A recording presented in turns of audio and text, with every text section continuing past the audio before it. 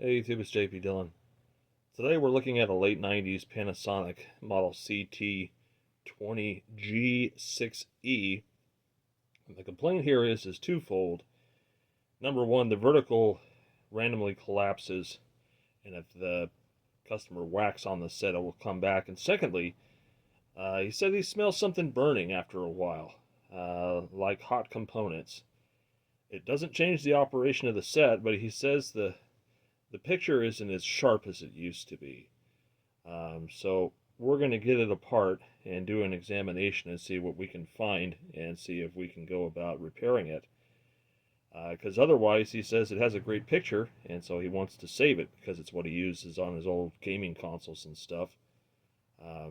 So yeah, let's get the back off and give it a good close visual inspection. Alright, so here it is with the back off. This is got lots of light dust on it and things.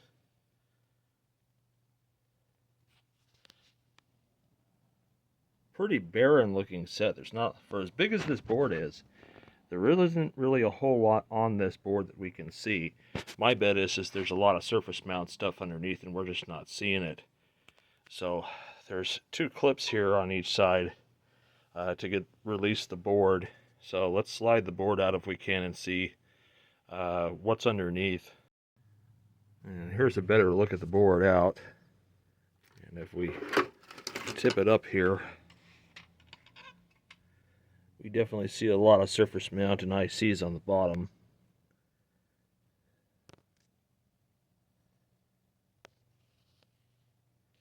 Definitely a need for some resoldering here, especially on those input jacks there. Those are about ready to break loose. So I don't see any obvious signs of overheating. Of course, that doesn't always mean a whole lot. Let's look for bulging capacitors and things that could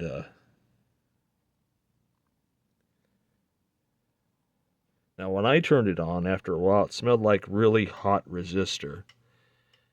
So I wonder, like this guy would put out a lot of heat, 7 watts, but it's only 1.5 ohms, so that shouldn't be drawing a lot of current at all times, unless there's something really wrong, which would probably interrupt the set's operation, really. That's your vertical section there, so we need to look at the soldering on that IC.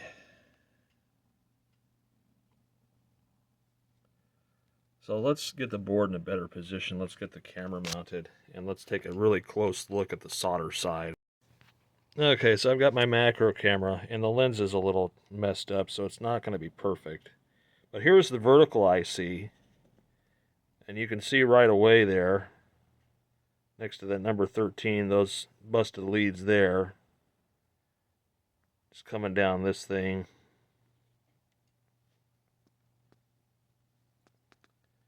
Definitely some needed resoldering there, for sure. And if we come up here to this regulator, that definitely could use some help. The connections on the switching transformer look okay. Not great. And then all these tack switches at the front here, these look okay, but the input jacks here at the front definitely don't get as much use as the ones at the back, because the ones at the back are starting to tear.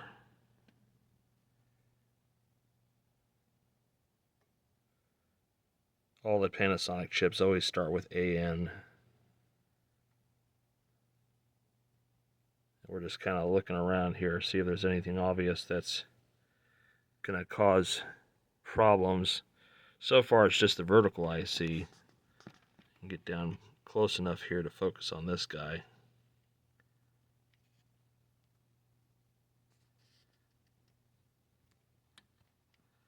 For a late 90s, early 2000s set, this really, I'm surprised isn't worse.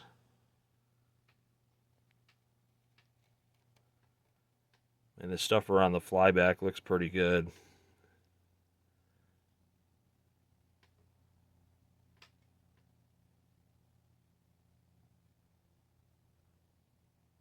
and back to our vertical. And the vertical is really the bad boy here. You can see that number 13 pin right there. That one is pretty much broken loose. You can see the seam around the solder connections. And then this one down here, if it'll refocus for me. Yep, those two are kind of crap. That one's pretty crystallized there, the pin 1.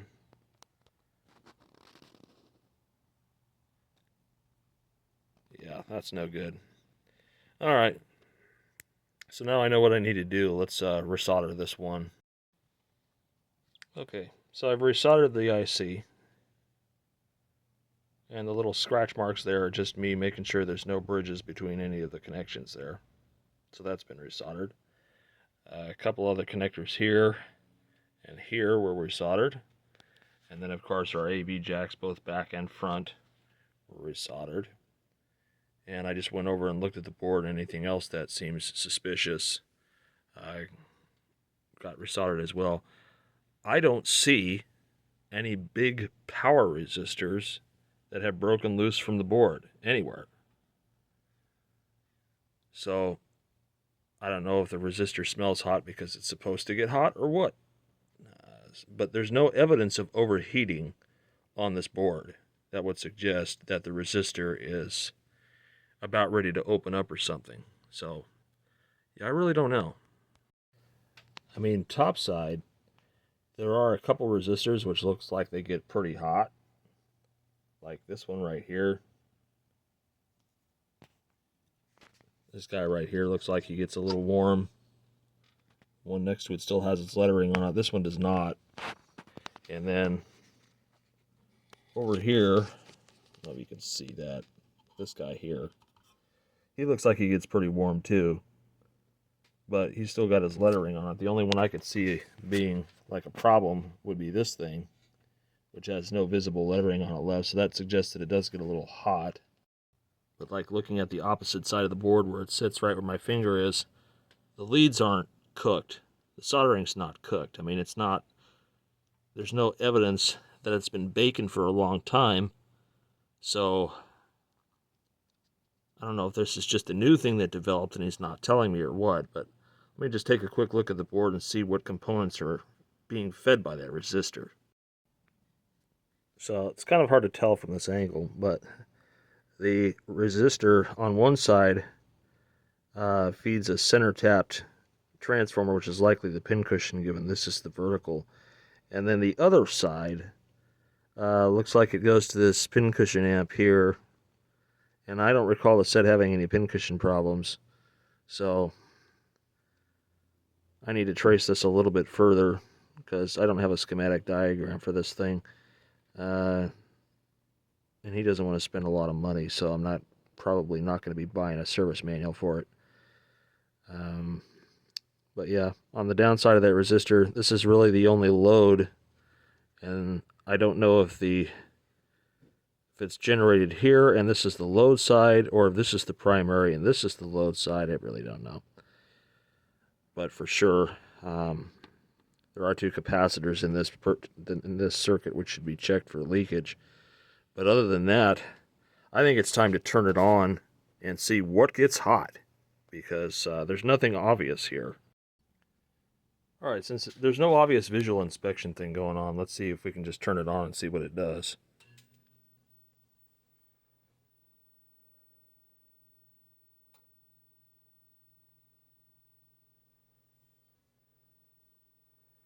Press action to exit.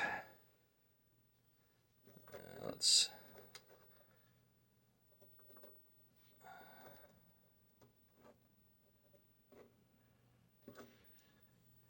Interesting how we have this blankness here.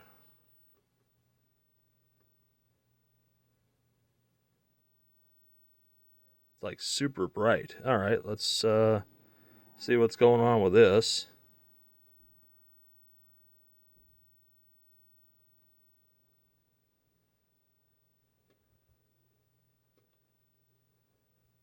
The brightness is like maxed out. But that doesn't seem to change anything, does it?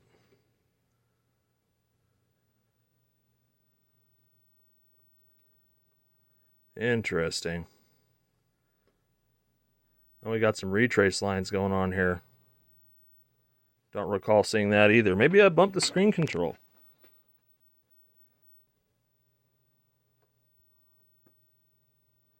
Nope, that doesn't seem to change anything either. Yeah, it's getting brighter. Let's power down here for a second. And let's take a looking back. It looks like the G2 voltage lead came out the board. So that's interesting. Yeah, it's supposed to go right there. That solder just gave up, I guess. So we need to resolder the neck board. Let's take care of that. Try again. Okay, so resolder on the neck board and reattach that G2 lead. Yeah, I was just, you could literally just push it back into the hole, so let's try this again. Alright.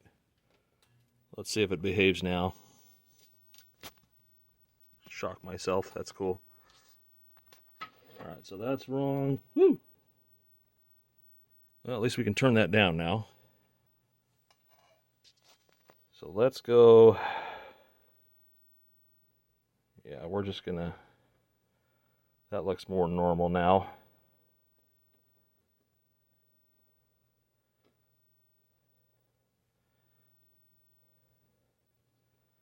Let's see, brightness to,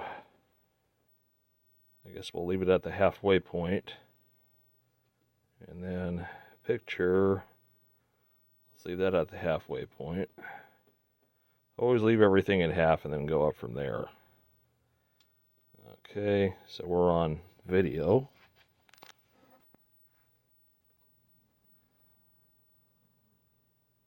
Yeah, it shouldn't really see anything in the background there.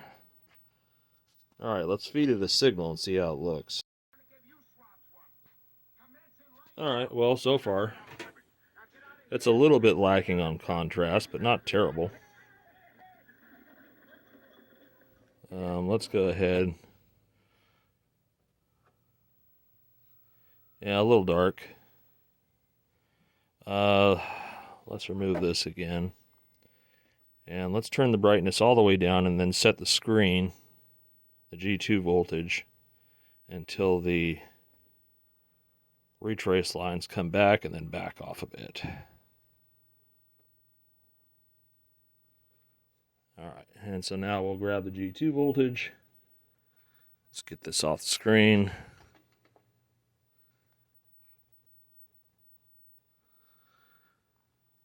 And we'll just go until that's just gone there. Alright.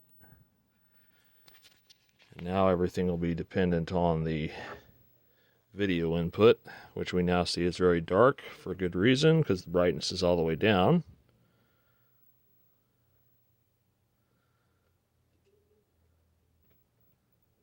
I still don't smell this hot resistor he's talking about yet.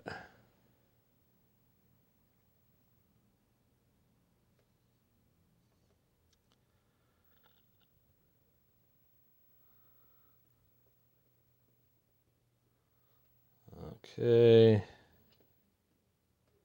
Picture.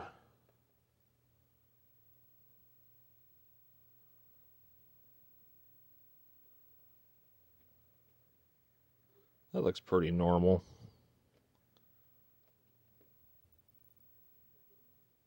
A little bit crispier picture there.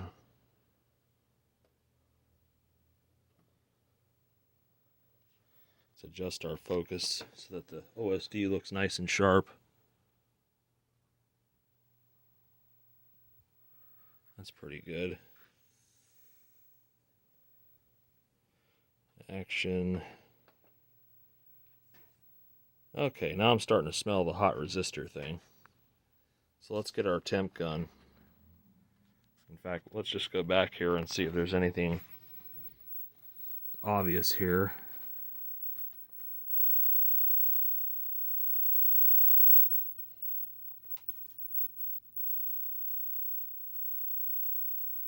Yeah, it smells like hot resistor.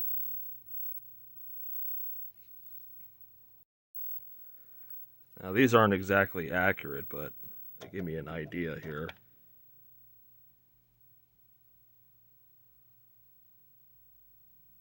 You just got to get it centered. So around 80 degrees Celsius for that resistor down there.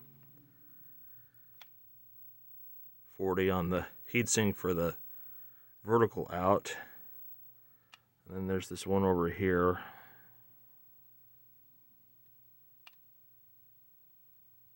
That's sitting there about 30, 35. And then the big one, that really huge one back there, is really only about 36. That's where it tops out at. So this is the one that's emitting the smell. 80 degrees Celsius. Now that's not going to kill it. That's just really hot. It's not going to kill the device though. And the smell is starting to dissipate some now that it's been on. It's not as strong as when it was first powered on, so maybe that's just is the way of the beast of this thing. He bought it used, so no way to know for sure what it's supposed to do or not do. I guess we just have to run it a little bit longer. But so far, I mean, it's got a good looking picture.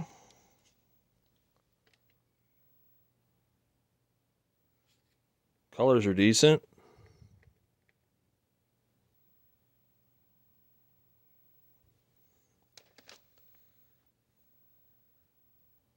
I mean, I'm not really in love with the black levels on this thing. I think they could be a little bit better.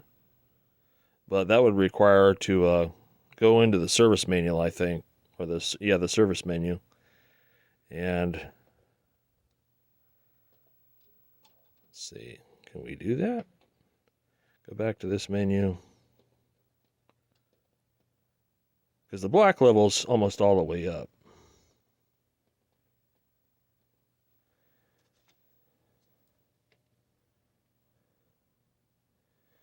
Of course, that makes me wonder how much of this is influenced by the screen control too. And if we crank that up again, yeah, that does. Let's back it off until the retrace goes away. But then the problem of it is even if you turn the brightness all the way down, that's just your video level. You can see that we're still really washed out here. So we're just going to back that off. And then as you can see, turning the brightness back up only helps marginally.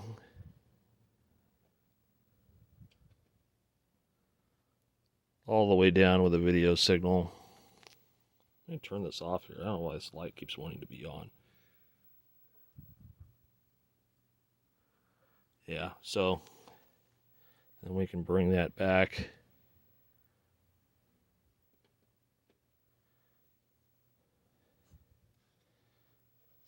All right. So, I mean, it's not perfect. It's not a bad looking set though. I can see why he likes it. It's convenient for him. Get that focus dialed in better.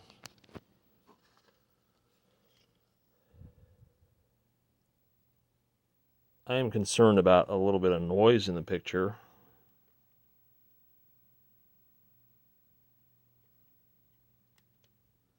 I don't know if you can see that. Got that noise in the picture there.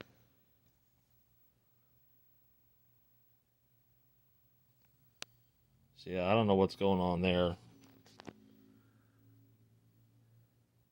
Like it's snowy. Like the video processor isn't happy or something. It's hard to see though, unless you're really up close and the exposure level's high. So yeah, I'm not sure about that one. Let me give the guy a call real quick and see if he's willing to do anything about that. Yeah, so he really doesn't want to go too heavily into this thing, which I don't blame him. It's got a decent picture. I wonder if the video anomaly is my box, because I haven't tried it on another input yet. Yeah, looking through an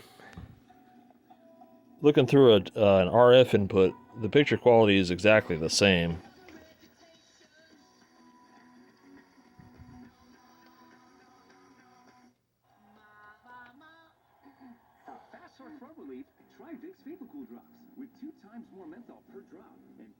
So I wonder if my box is to blame. Because even switching the same content between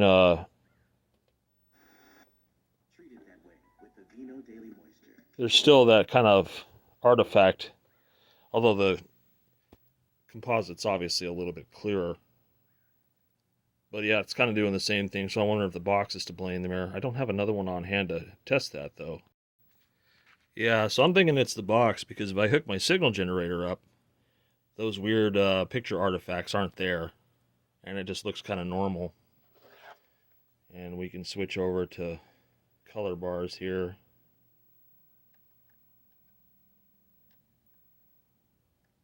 Interesting how the AGC is working here. It's weird.